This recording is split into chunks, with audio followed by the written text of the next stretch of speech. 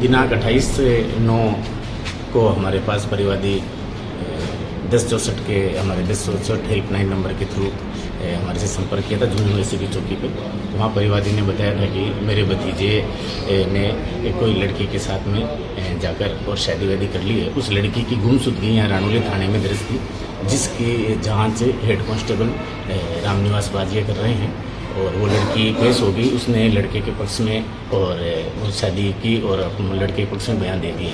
इसके बावजूद भी अब वो लड़के के हमारे खिलाफ कोई कार्रवाई नहीं करने की एवज में और रामनिवासी हेड कांस्टेबल हमसे 20,000 रुपये मांग के और हमें परेशान कर रहे हैं। तो हमने उसका सत्यापन करवाया। तो सत्यापन के दौरान हेड कांस्टेबल जो है हमारे, उन्होंने 15,000 रुपये लेने पर उनकी सहमति हुई और उस सहमति के दौरान की एवज में आज हमने यहाँ रानौली थाने के बाहर हेड कांस्टेबल रामनिवास बाजिया को परिवादी से 15,000 रुपये लेते हुए रंगे हाथों गिरफ्तार किया था। परिवादी ने से पैसे लेके और हेड कांस्टेबल ने अपनी पैंट की जेब में डाल लिए थे, जो बरामद किए जा चुके हैं और अभी रानौली थाने में कार्रवाई चल रही है। सर, इनका क्या रहा, कोई प्रमोशन वगैरह होने वाला था कुछ ऐसा? हाँ, ये इनका कोई अभी ये बता रहे थे कि वो इनमें एएसआई में इनका प्रमोशन हुआ है, जो ये अभी परसों शायद बुधवार को ही इनका प्रमोशन हुआ है। अभी तो ये वहाँ पीसीसी वगैरह में जाएंगे, उसके बाद अभी हेड कांस्टेबल ही। सर, पहले भी कोई शिकायत आई थी क्या इनकी, कोई पैसे लेने की? नहीं, हमारे पास तो परिवादी यहाँ ये अभी 28 तारीख को ही आए थे और हमने ये सेटअप। ये पहली बार ट्रैप में है सर? हाँ, ट्रेप तो आदमी पहली बार ही होता है, मतलब कोई ट्रेप भी बार बार नहीं होता। आपका शुभ नाम सर? Shabir Khan, DYSP ACB Jhunjhunu. उसने शादी कर ली। उसके बाद में पुलिस ने उस लड़के को लक्ष्मणगढ़ इलाके से उठाया था और लड़की वहाँ से निकल गई थी, वहाँ मिली नहीं पुलिस को।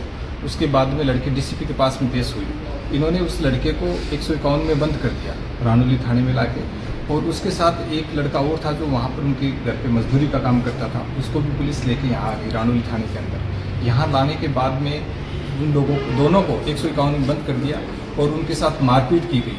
और मारपीट पुलिस ने की वो एक अलग बात है, लेकिन उसके साथ साथ मतलब एक तो लड़की का जो भाई है उसने और उसका एक दोस्त है उसने भी, यानी लोकल आदमी थे, उन्होंने भी पुलिस थाने के अंदर मारपीट की उनके साथ। उसके बाद में हमने उस लड़की को 16 सितंबर को SP साहब के पास में पेश किया। वहाँ पर उसके बयान हुए और लड़की ने अपनी इच्छा से जाना कबूल किया कि मैं मेरी इच्छा से गई थी और लड़के के साथ नहीं रहना चाहती हूँ।